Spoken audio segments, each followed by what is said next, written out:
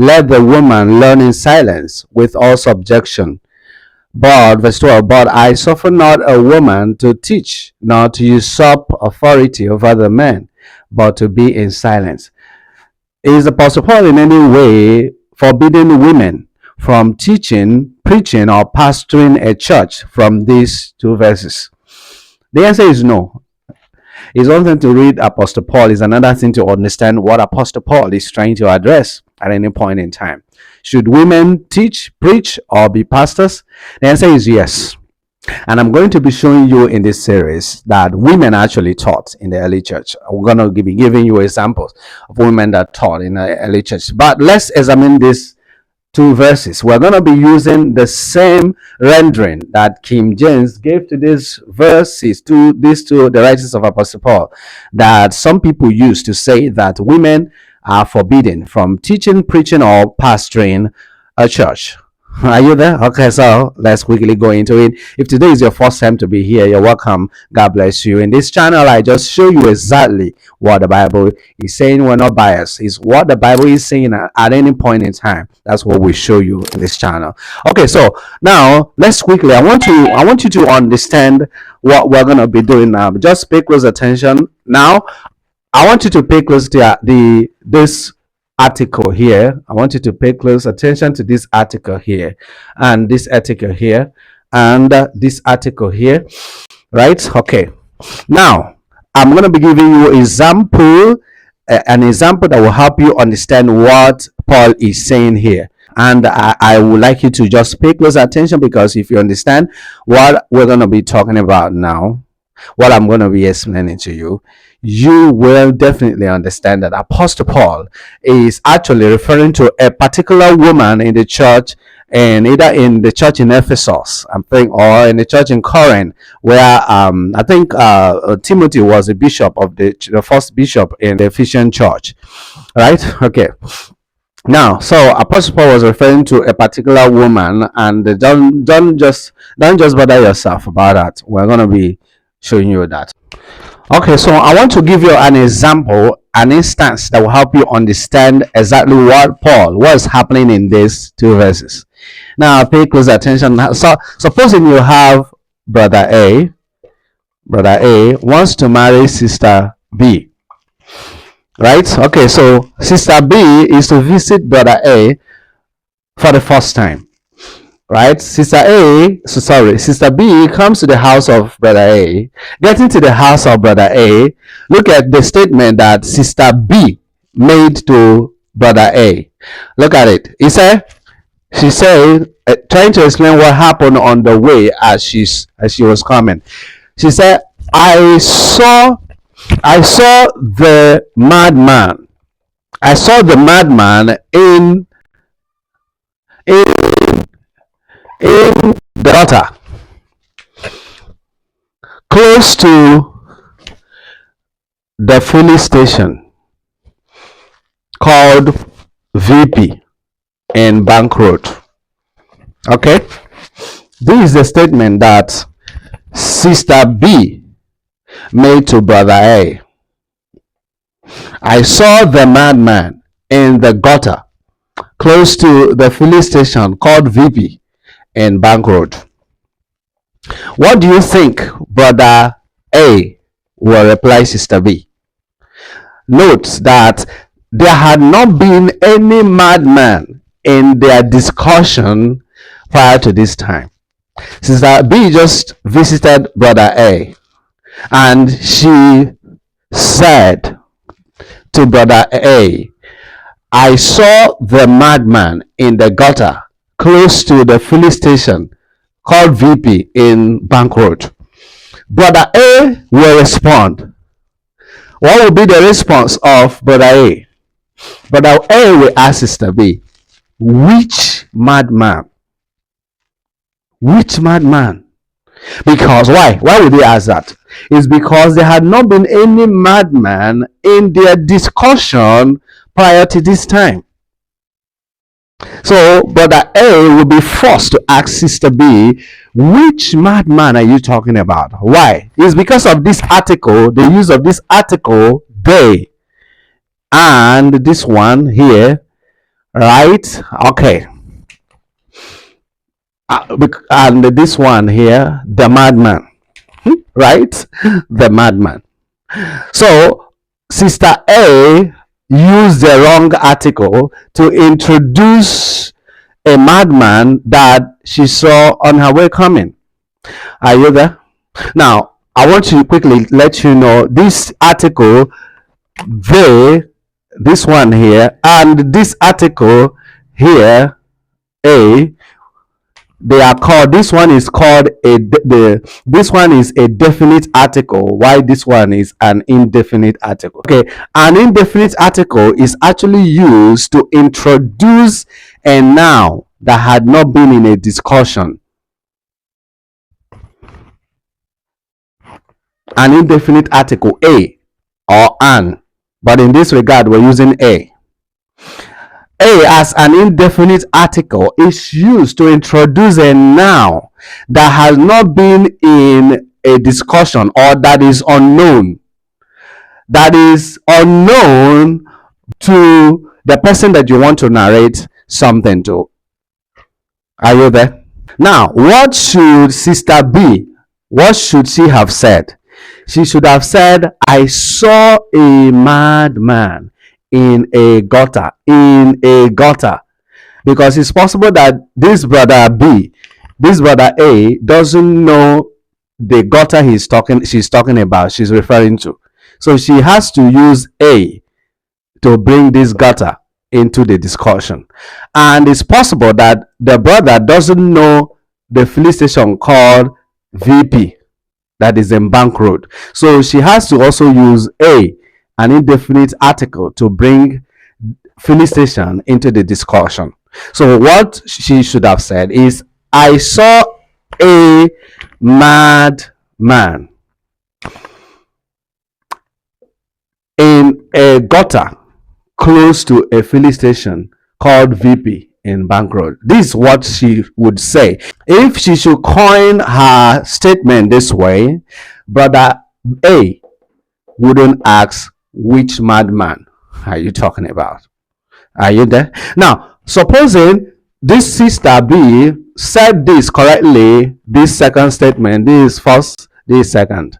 Okay, supposing she made this statement correctly, this way, this second one, and maybe the next day, brother A goes out and comes back seeing that same madman in this gutter, in this gutter here, close to this filling station here, right? What would he say? What would he say? He will say, I saw the madman in the gutter close to the filling station called VP in Bank Road. Are you there? The brother will use the definite article they, because madman had already come into their discussion before now. There is already a madman in their discussion. So the brother will say, I saw the madman. I saw the madman in the gutter close to the filling station. Now, if brother B actually saw the same madman and introduces the madman and talks about the madman this way, makes his coins his statement this way, and he now goes on to explain, the madman is tall, huge, fair in complexion, the Sister B will say, yes, it's true. There, yes, that's the madman I saw yesterday. You see? Okay. I want to use this to explain what is happening in this verse. I want you to now pay close attention to, let the woman learn in silence with all subjection. So if you were Timothy and Paul is writing to you, and Paul suddenly in his letter say, let the woman learn in silence with all subjection, what would be your response? If there was no woman in your discussion earlier before then. You would ask, which woman? That's what we will ask. Which woman? Are you there? Now you use what I call the principle of interpolation of scriptures to understand scriptures this way when they are written. Now, what I mean by that is using what was written to be able to decode what was not written that actually happened. Now look at me. In the letters of Apostle Paul most times used his letters to address problems that were happening in the church, or reports, complaints that he received of things that were happening in the church. He will use his letter to address them. There are many instances. I don't want to start going into them, right? But if you need it, I will just get it for you. Right? You can find it that in 1 Corinthians chapter 11, right? The whole of 1 Corinthians chapter 11, Apostle Paul addressed women and putting a sign on their head, no, right? And Apostle Paul also resolved the matter of the Lord's Supper, right? So these two were complaints that were given to him that he received, right? And he had to write to them. Also in the book of 1 Corinthians chapter 5, Apostle Paul said it's reported commonly that there is fornication among you. So Apostle Paul was actually addressing that particular matter using the letter. Are you there? Okay, so what exactly was happening in the church? What was happening in the church is the fact that there was a particular woman in the church where Timothy was. And this woman was, look at what this woman was doing. He said, let's read it. He said, let the woman learn in silence with all subjection. A particular woman. Let the woman learn in silence with all subjection. Right? He said, but I suffer not a woman. Look at the use of indefinite article, a woman, to teach or to usurp authority over the definite man, over the man, but to be in silence. Are you there? So what it was happening is that there was a particular woman that was usurping authority. What does it mean to usurp authority? She was coming to teach without being authorized to do so. No one authorized her to come out and preach or to teach. She would just come out by herself, authorizing herself, and she would just jump out to come and teach or preach. So Timothy didn't know what to do about it. So he had to draw the attention of Paul. He had to report the matter to Paul. So that's what Paul is addressing. He said, let the woman, that particular woman you mentioned to me, you reported to me about, that particular woman that you reported that is usurping authority, let the woman learn in silence with all subjection. He didn't say let women. No. And he didn't say let a woman. He said let. I'm using the rendering that King James actually gave to these writings of Apostle Paul, right? So he said, let the woman learn in silence with all subjection. But I suffer not a woman. This is indefinite. I suffer not a woman. Indefinite. Which means I do not allow any woman to teach nor to usurp authority over the man. This man, over the man here, is very important. Listen, had it been Paul said, had it been this is rendered this way, over a man. I suffer not a woman to teach nor to usurp authority over a man. Had it been is over a man, do you know what it means? It means that no woman should teach where a man is, where any man is, unless the man would authorize her to teach. That's what it means. But over the man means this is a specific man. This is a man that is in charge. This is a man like a pastor, the pastor of a church that happens to be a man. That is who Paul is referring to. I suffer not a woman to teach, not to usurp authority over the man that is in charge, over the particular man, the man in authority, but to learn in silence.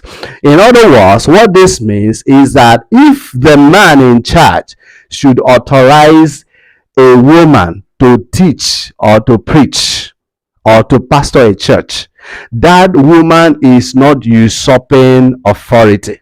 That's what it means. If a man, or the man in charge, should authorize a woman to go and teach or preach, the woman is not usurping authority. The woman is not acting on her own. She is under authority. She's been authorized. She's under authorization. She's been authorized to teach or to preach. And hence, she's not going against what Paul wrote here. I know many people have used these two verses to say, if you see some people on social media, they will say that no, look at it, it's written. No, Apostle Paul was referring to a particular woman. He said, let the woman. In fact, if this sister should insist that I saw the madman just at the introduction, as soon as he just came into Brother A's house, he said, I saw the madman. I saw the madman. And Brother B will say, which madman? He said, I saw the madman. Brother B will begin to think that Sister B. So Brother A will begin to think that Sister B is actually mad. Something is wrong with her. Yes, something is wrong with her. And something would be wrong with Apostle Paul to say, let the woman learn in silence. Which woman is he talking about? Why wouldn't he say, let a woman learn in silence? So Apostle Paul was referring to a particular woman in the church where Timothy was, that was usurping authority, coming out to preach, to teach without being authorized to do so. Apostle Paul in no way is forbidding women from teaching or preaching or pastoring a church from these two verses. The next is 1 Corinthians chapter 14, verse 34 to 35. That one is simpler. We're going to be taking a look at it in part 2. This is part 1 of can women pastor, teach, preach, or pastor a church. I am Pastor Will. In this channel, we're committed to showing you exactly what the Bible is teaching without being biased. We just show you this is what the Bible is saying, right? If you're enjoying our teachings here, why not give us a like? Why not share? Why not comment? Why not also subscribe for more? And the Lord God bless you in the name of Jesus.